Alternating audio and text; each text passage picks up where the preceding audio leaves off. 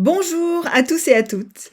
Je suis Sandrine Donzel, psychopraticienne, conférencière, formatrice et autrice du blog Est-ce comme c'est et de cette chaîne YouTube. Le blog est la chaîne qui vous aide à voir les problèmes émotionnels et relationnels par l'autre bout de la lorgnette. La semaine dernière, j'ai démarré une série de vidéos sur l'écoute active. Et donc, comme je l'expliquais dans la précédente vidéo, le lien pour la voir est dans la description de celle-ci, l'écoute active, c'est un outil puissant qui est parfois mal utilisé ou peut-être mal présenté, je ne sais pas. Donc, dans cette précédente vidéo, je vous ai parlé du ballon émotionnel, qui est une image, mais qui permet de bien comprendre l'effet qu'on recherche avec l'utilisation de l'écoute active. Donc, si vous n'avez pas vu cette vidéo, hop, allez vite voir, ça peut être intéressant de la voir avant celle-ci. Mais bref, une fois posées ces bases, aujourd'hui, dans cette vidéo-ci, je vais aborder un peu plus concrètement l'écoute active et sa technique. Parce que oui, c'est une technique. Mais évidemment, on va parler aussi de posture. C'est ça dont je vais parler aujourd'hui. Alors Zou, c'est parti. Découvrons un peu mieux la technique de l'écoute active avec une première vidéo qui vous parle de posture.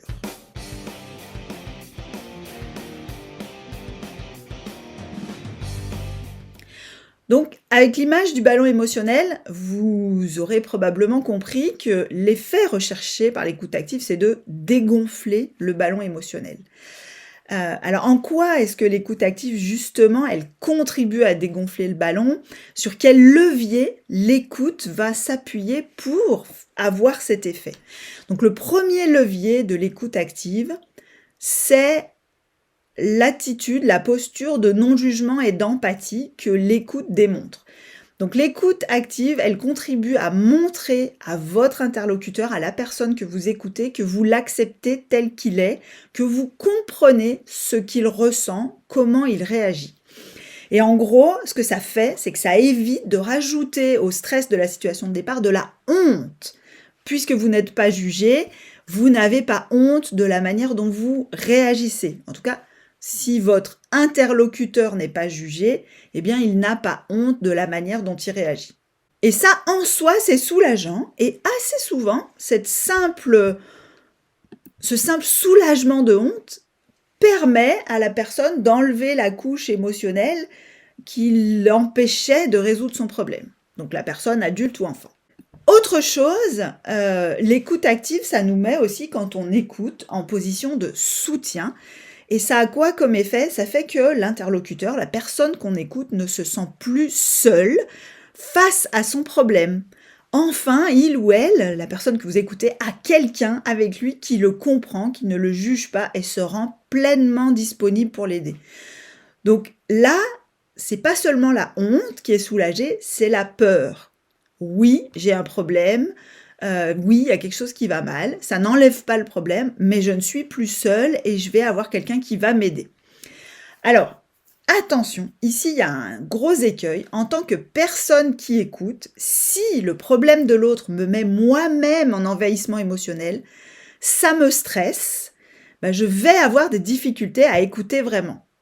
Alors, il faut que le problème de l'autre me suscite chez moi un peu d'émotion, juste un peu, simplement le petit peu qui va me suffire pour me mettre en empathie et me donner envie de me rendre disponible pour cette personne. Si le problème de l'autre me saoule, que j'ai pas envie d'écouter, j'aurais pas envie de faire preuve d'écoute justement parce que je vois pas où est le problème. Donc il faut que je sois un petit peu touchée. Quand je suis trop touchée, c'est là où je vais pas être aidante et je vais pas pouvoir me mettre en position d'écoute. Je vois ça souvent avec les parents.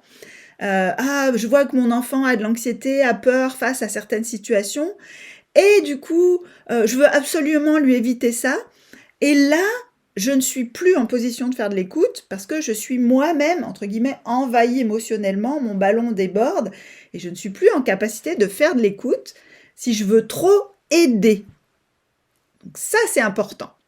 Si je suis coincée dans la même mélasse émotionnelle que la personne que j'essaye d'écouter, c'est mort. ça va du coup impliquer que quand je suis en posture d'écoute, j'ai besoin d'être un peu connectée à l'autre et puis un petit peu en écoute de ce qui se passe pour moi.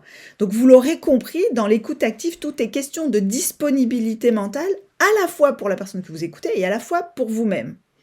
Donc je dois me rendre disponible pour l'autre et mes compétences émotionnelles à moi, d'écoutante, sont en jeu. Qu'est-ce que je suis en train de penser? Qu'est-ce que je suis en train de ressentir?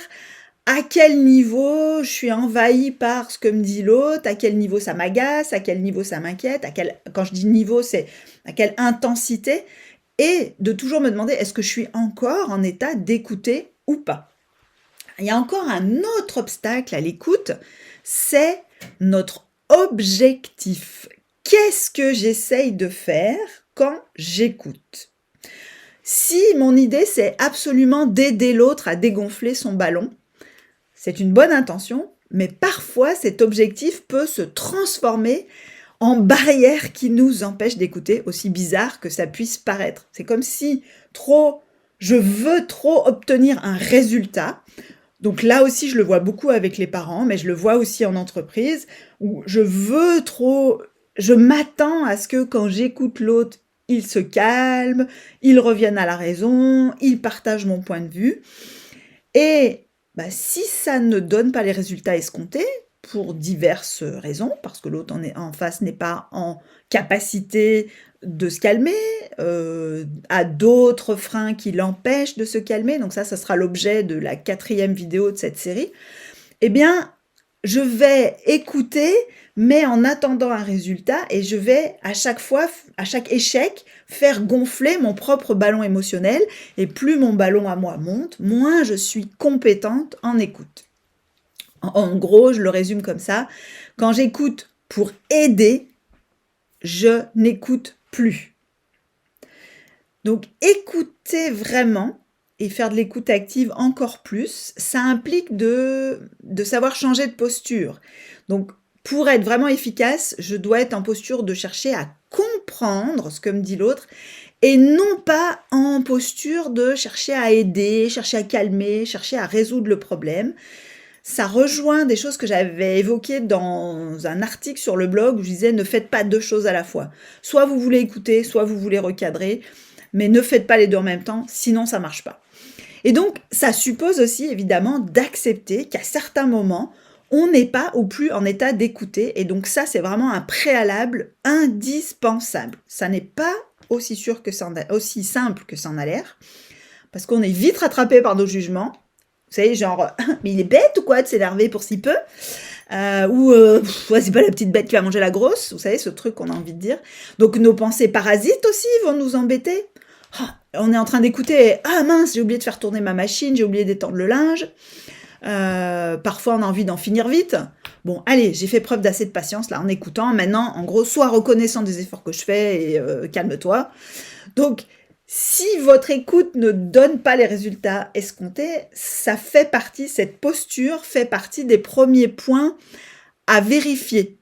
En gros, est-ce que je suis en train d'essayer de comprendre ou est-ce que je suis déjà en train de résoudre le problème, ce qui est l'erreur la plus communément faite. Quand j'anime des formations, par exemple, sur la médiation, c'est ça que je vois. C'est-à-dire que les gens, ils sont déjà en train d'essayer de résoudre le problème et de poser des questions pour résoudre le problème alors qu'ils n'ont pas vraiment bien écouté. Est-ce que j'en attends des résultats? Ça me fait penser à Gregory Bateson qui disait parfois pour atteindre un but, il faut savoir l'abandonner. Donc voilà, typiquement c'est ça, je veux absolument écouter, mais en fait, je me bloque moi-même.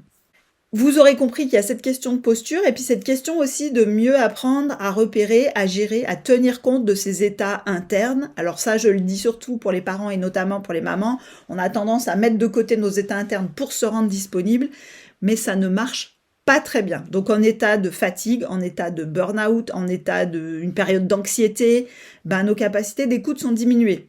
Alors elles ne sont pas forcément complètement supprimées, mais c'est nécessaire dans ces périodes où on est un peu chamboulé d'avoir encore plus de vigilance sur notre posture, donc d'écouter peut-être moins au global, d'assumer d'être peut-être un peu plus autoritaire par moment pour pouvoir se rendre disponible à certains moments où ce sera possible pour nous. Je voulais aussi parler du dernier levier qui rend l'écoute active efficace, c'est la clarification. On en parlera vraiment techniquement, enfin j'en parlerai, il faut que j'assume quand même que c'est moi qui parle, j'en parlerai dans la prochaine vidéo, des mots de qu'est-ce que c'est, comment ça se traduit l'écoute active, parce que écouter avec ses oreilles on sait faire, mais active ça veut dire qu'on dit des choses pour traduire le fait qu'on a écouté. Et donc ces mots, ils visent à un objectif de clarification. En gros, quand on est sous l'effet d'un emballement émotionnel, il y a une forme de confusion mentale qui est présente. Et les mots que va me dire la personne qui m'écoute, sa reformulation, puisque c'est bien de ça qu'il s'agit, ce sont ces mots qui vont m'aider à sortir de cette espèce de confusion. Donc moi, par exemple, au cabinet, quand je reçois des gens en accompagnement, ce que j'apprécie, c'est quand ils me disent « Oui, c'est exactement ça ». Donc là, on a atteint l'objectif de l'écoute active, on est soulagé, on a du soutien, on n'a pas honte, et en plus, mince, oui, ça y est, j'ai mieux compris ce que j'étais moi-même en train de vivre. Donc, évidemment, cette clarification, souvent, elle n'est pas suffisante pour résoudre le problème. Pardon, je m'étouffe. Cette clarification, elle n'est pas suffisante pour résoudre le problème, mais elle permet au moins de diminuer un peu la confusion mentale, d'abaisser l'envahissement et donc de retrouver du courage pour s'attaquer au problème, justement. Et bien justement, les mots à utiliser pour l'écoute active, qu'est-ce qu'on dit quand on fait l'écoute active? Est-ce qu'on pose des questions? Qu'est-ce qu'on reformule exactement? Est-ce qu'on répète ce que la personne a dit? Ben ça fera l'objet de la prochaine vidéo, apparaître la semaine prochaine. Donc je vous donne rendez-vous la semaine prochaine sur le blog et sur la chaîne. D'ici là, n'hésitez pas à vous abonner à la chaîne YouTube, comme ça vous ne raterez aucune des prochaines vidéos. Et si vous avez apprécié ce contenu, vous le savez, vous pouvez me le faire savoir de plein de façons. Vous pouvez partager, liker, commenter, ça contribue à faire connaître mon contenu. Vous pouvez vous abonner à la chaîne YouTube, je l'ai déjà dit, et aussi à la newsletter pour recevoir les infos sur mes prochaines conférences, mes prochains ateliers, mes prochaines formations. Et puis vous pouvez aussi donner un avis, partager à des amis, tout ça compte énormément pour moi parce que déjà ça me fait plaisir de voir que vous appréciez ce que je fais et puis ça me permet aussi de toucher plus de monde et donc de contribuer à aider aussi plus de monde. Je vous donne rendez-vous la semaine prochaine pour la 3e vidéo de cette série où je parlerai vraiment de la technique des mots, de comment on reformule. Et puis il y aura une 4e vidéo sur les limites de l'écoute active parce que oui, il y en a. À bientôt!